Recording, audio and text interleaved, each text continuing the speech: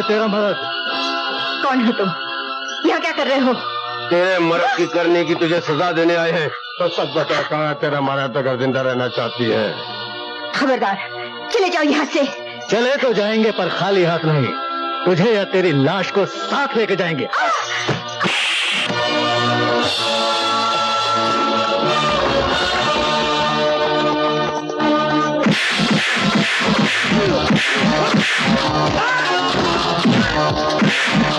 माँ बेटे को दुनिया में लाती है कमीनों, और तुम लोग बेटे के सामने माँ को ले जा रहे हो।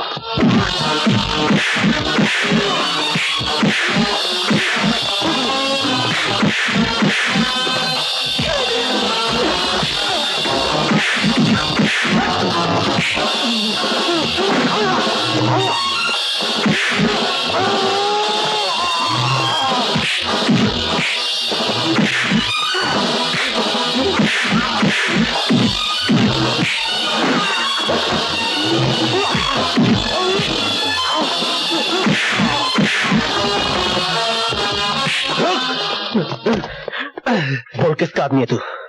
मैं नहीं जानता। बोल, तेरा बाप कौन है? मैं नहीं जानता। कुत्ते की औलाद होकर अपने बाप को नहीं जानता? बता बता बता बता बता बता। जगन जगन जगन बोल। जगन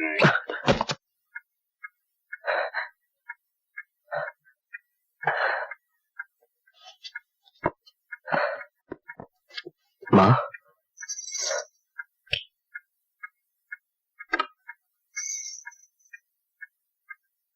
क्या हुआ बेटे? क्या हुआ ज्योति को? आपके कानून का इनाम मिला है पापा। इनाम? कैसा इनाम? ये जानने से पहले आपको मेरे कुछ सवालों का जवाब देना होगा पापा। हा?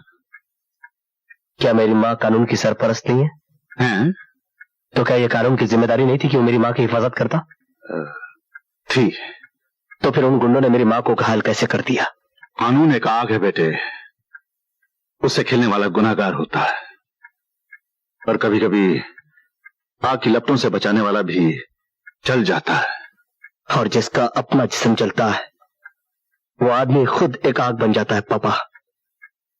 और जिस दिन एक शरीफ आदमी मशाल लेकर निकलता है, उस दिन या तो नई क्रांति आती है या चारों ओर अनगिनत चिताएं जलती हैं। संजय, फिर तुझ में और उन गुनहगारों में क्या फर्क रह जाएगा? वो लोग कानून से खेलते हैं और तू गुनहगारों की जान से खेलेगा। और जानता है, कानून की नजरों में दोनों मुजरिम हैं। मैं इस तरह के कानून को नहीं जानता माँ, और ना ही जानना चाहता हूँ। मेरे लिए मेरे दिल से बढ़कर दूसरी कोई अदालत नहीं, मेरी आत्मा से बढ़कर दूसरा कोई वकील नहीं, और मेरे अंदर के फैसले से बढ़कर दूसरा कोई फैसला नहीं। और मैं वही करूंगा जिस बात की गवाही मेरे अंदर की आवाज देगी। हाँ बेटे, हाँ जरूर करना, लेकिन एक बात याद रखना, ऐसा काम कभी मत करना जिसकी वजह से मुझे तुम्हें हथकड़ी पहनानी पड़े या तुम्हारी मां को तुम्हें सजा दिलवानी पड़े। मैं कोई भी ऐसा काम करूं जिससे मुझे मेरी आत्मा निर्दोष समझे, तो फिर दुनिया की कोई भी सजा मेरे लिए कोई मायने नहीं रखती।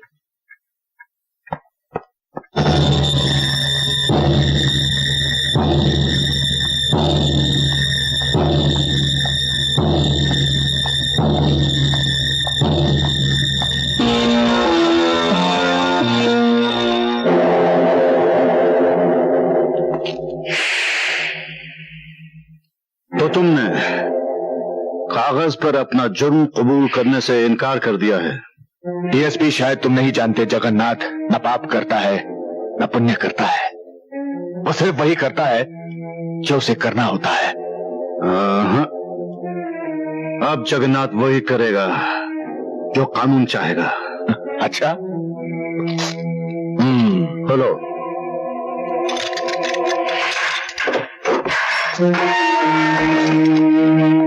जगन्नाथ का अपना कानून है, वो किसी दूसरे के कानून की गुलामी नहीं करता।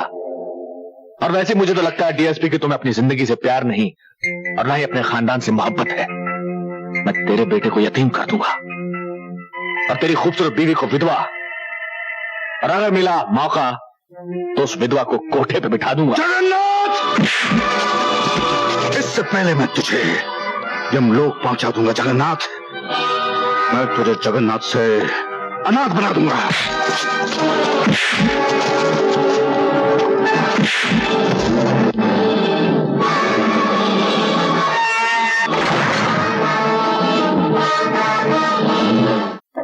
क्या जगन्नाथ कहाँ गया? कोई भी ऐसी जेल नहीं जो जगन्नाथ को कैद करके रख सके, समझे? वो तो भाग गया। अरे भाई, कचहरी के अलावा जिंदगी में और भी तो चीजें हैं। चाय भी तो पीनी पड़ती है। हाँ? पिलाइए पिलाइए। ओ, मैं देखता हूं। हाँ। जगन्नाथ, मेरे घर के अंदर आने की हिम्मत कैसे की तुमने? एक बात अच्छी तरह से समझ लो डीएसपी अमर सिंह, जगन्नाथ न पाप करता है न पुण्य करता है। वो सिर्फ वही करता है जो उसे करना होता है, और वो जो भी करता है अपनी मर्जी से करता है। आज हमारी मर्जी है कि हम किसी की तड़पती हुई लाश देखें, और वो लाश तुम्हारी होगी तो कैसा रहेगा? नहीं नहीं, मुझे छल्ली कर दो, मगर इन्हें मत मारो। मैं तुम्हारे हाथ जोड़ती हूँ, पैर पड़ती हूँ। देखो, छलनी तो मैं जरूर करूंगा, लेकिन तुम्हारा जिस्म नहीं, तुम्हारा दिल छलनी होगा इसकी मौत के बाद। और फिर जिंदगी भर खून रिस रिस कर गिरता रहेगा और तुम बेवा हो जाओगी, और तुम्हारा बेटा यतीम। और हरामजादे,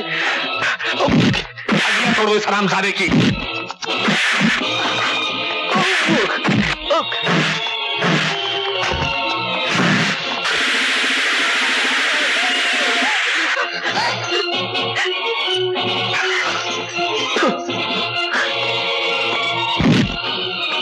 मैं तुम्हें अस्पताल ले चलती हूँ। नहीं ज्योति, अब अस्पताल जाने का वक्त नहीं है, दुनिया से चले जाने का वक्त आ गया है। ऐसे मत कहो ज्योति, मैंने सारी उम्र तुम्हें या तो इंतजार करवाया या रुलाया। ऐसा मत कहो। सच बताऊं, लेकिन अभी मैं अगले जन्म तक तुम्हारा इंतजार करूंगा, लेकिन इस जन्म में मरने के बाद भी मैं तुम्हें रोता हुआ नहीं देख सकता। वादा करो ज्योति, वादा करो कि अपने सुहाग की निशानी, अपनी मांग का सिंदूर सदा अपने पास रखोगी। डैडी, बेटे, बेटे, तेरा बाप सच्चाई और ईमानदारी से रईस था, इसलिए प्यार से तुझे रईस ज्यादा कहता था। अब तेरे बाप की सच्चाई और ईमानदारी तेरे हाथ में है। तेरी जीत होनी चाहिए। डैडी, डैडी, मैं नहीं जानता कि किसकी जीत होगी और किसकी हार, मगर इतना जरूर जानता हूं कि आज से सत्य और असत्य की जंग शुरू हो गई। तेरी जीत होनी चाहिए।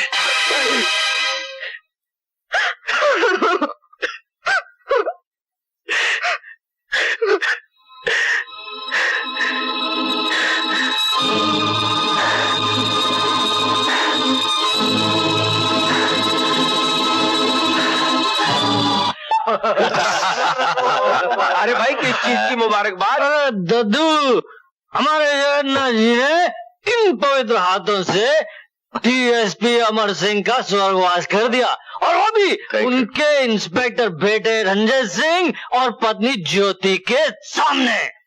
वाह, क्या बात है। अरे मुबारकबाद के असली हकदार तो अपने बैरिस्टर साहब हैं, जिन्होंने कानून की देवी की आंखें नहीं खुलने दी। अरे ये सब तो इनकी हौसला अफजाई है। दरअसल जब कोई गुनाह करता है तो उसके लिए कोई नया कानून भी पैदा हो जाता है, और उसी की तो कीमत तुम्हें मिलती है बैरिस्टर साहब।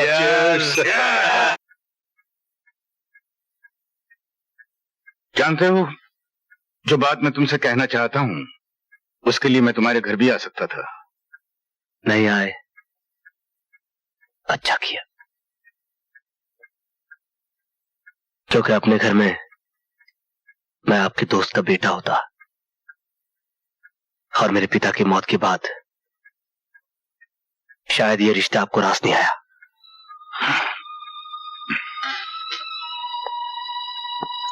इंसान का रिश्ता एक इंसान से कभी नहीं टूटता बेटे,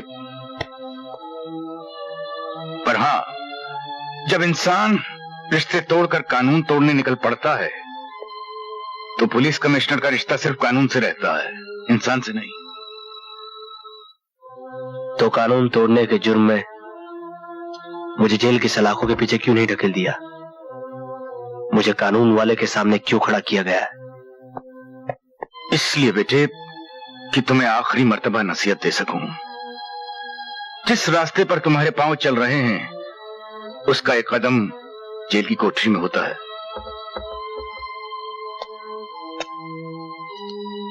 तो फिर जाइए और जाकर उन हैवानों के पैर काटकर उन्हें जेल के सलाखों के पीछे धकेल दीजिए जिन्होंने धोखे से मेरे बाप के सीने में गोली ठोक दी थी। और अगर ऐसा आपसे नहीं होता तो जाइए जाकर उन सबूतों को इकट्ठा कीजिए जिसकी बिना पर आप मुझे जेल की सलाखों के पीछे धकेल सके। मगर मेरी एक बात याद रखिएगा कमिश्नर साहब, जब तक आप और आपका कानून सिर्फ सबूत इकट्ठा करेगा तब तक मैं अपने दुश्मनों का सर काटकर इस धरती का बोझ हल्का कर दूंगा। एक बात सुनते जाओ बेटे,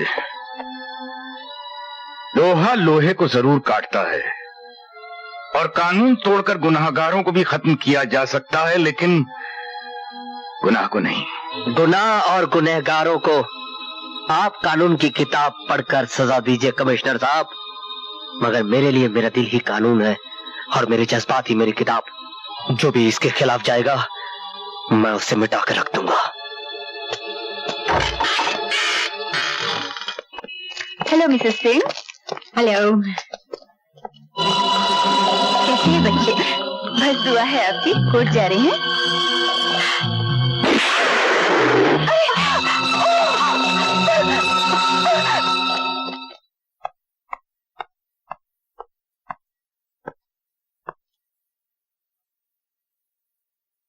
कमिश्नर साहब देखिए देखिए मेरी माँ को कानून के दुश्मनों ने क्या इनाम दिया है।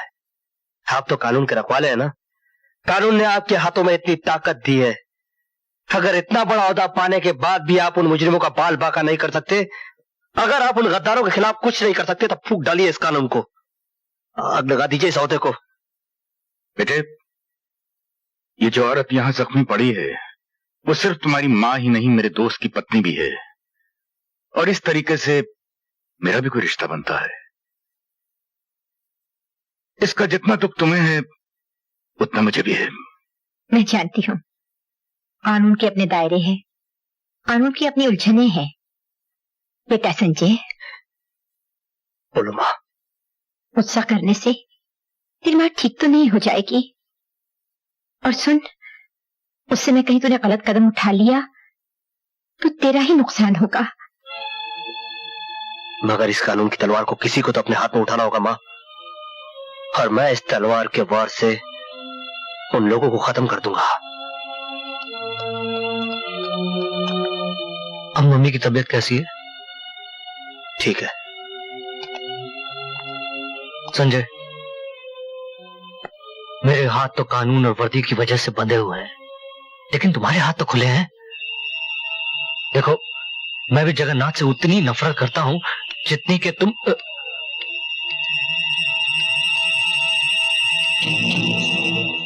जानते हो, तुम्हारे पिताजी की मौत के बाद सारा पुलिस डिपार्टमेंट उससे नफरत करता है। मुझे खबर मिली है कि आज रात को 9:30 बजे वो होटल ब्लू पैलेस में आने वाला है। ये लो।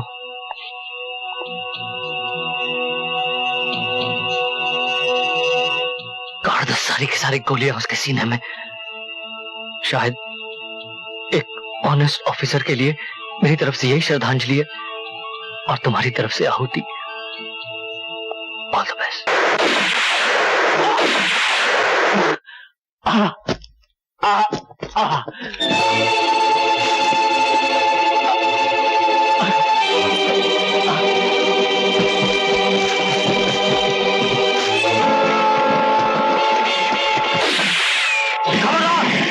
अगर किसी ने कानून को अपने हाथ में लिया तो भून के रख दूंगा। विजय हटो, विजय चलो, विजय।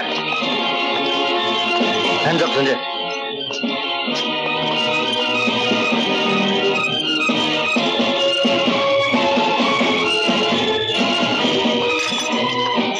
सॉरी दोस्त, वो मेरी दोस्ती थी, ये मेरी ड्यूटी है। जो इंसान कानून को अपने हाथ में लेता है, जेल की सलाखें उसका नसीब बन जाती है।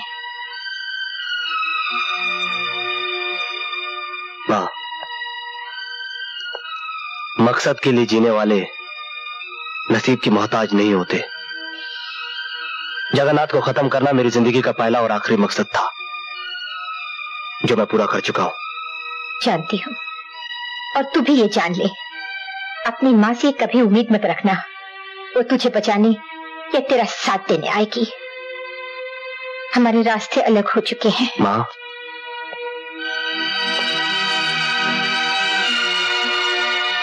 मालूम है, मैं अपने कर्म की लड़ाई लड़ चुका हूं। अब तू अपने धर्म की जंग लड़।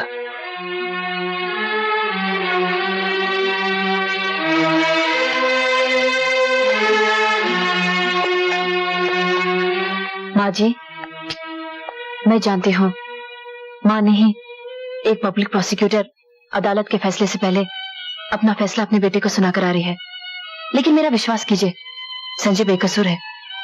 हर प्यार करने वाला अपनों के लिए यही सोचता है। मैं सोच नहीं रही हूँ, मुझे विश्वास है, और अगर मेरा प्यार सच्चा है तो मैं इस विश्वास को हकीकत में बदल दूंगी।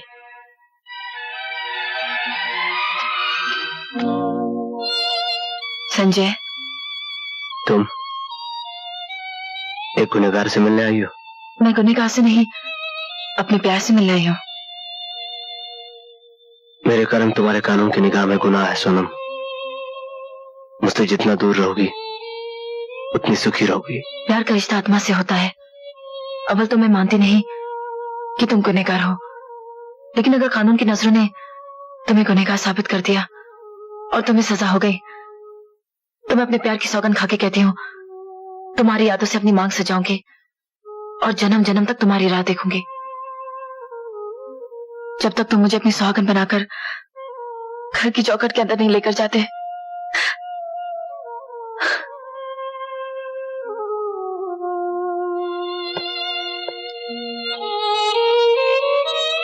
कानून की तरह प्यार भी अंधा ही होता है।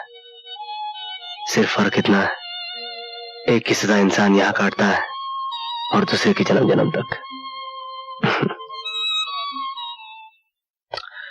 मुन्ना ठाकुर, तुम पकड़े जाओगे, जेल जाओगे और संजय का खात्मा करोगे। इतना बड़ा काम सेठ? जितना बड़ा काम उतना बड़ा इनाम मुन्ना ठाकुर। समझ गया सेठ। हमार नाम मुन्ना ठाकुर। हम आदमी की गर्दन को एक ही झटके में चिड़िया की मुंडी की तरह मरोड़ देते हैं और उसके प्राण फुर्र से उठ जाते हैं। समझा का? और आज वो चिड़िया तू है, तू का? मुन्ना ठाकुर, तुम दुनिया वालों के लिए ठाकुर होगे, मगर मेरे लिए सिर्फ मुन्ना हो। चिड़िया आज ही नर्क में जाएगी और वहां नर्क के दरवाजे पर तुम्हारा वो बाप सफेद पगला सेठ जगन्नाथ तुम्हारा इंतजार कर रहा होगा।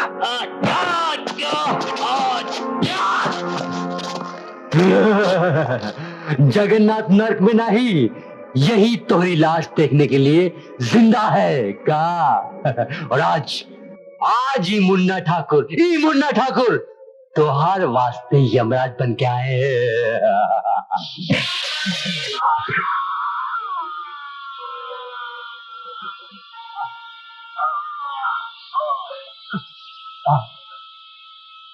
जा मुन्ने नर्क पे और वहां पर इंतजार करना अपने सेठ जगन्नाथ का।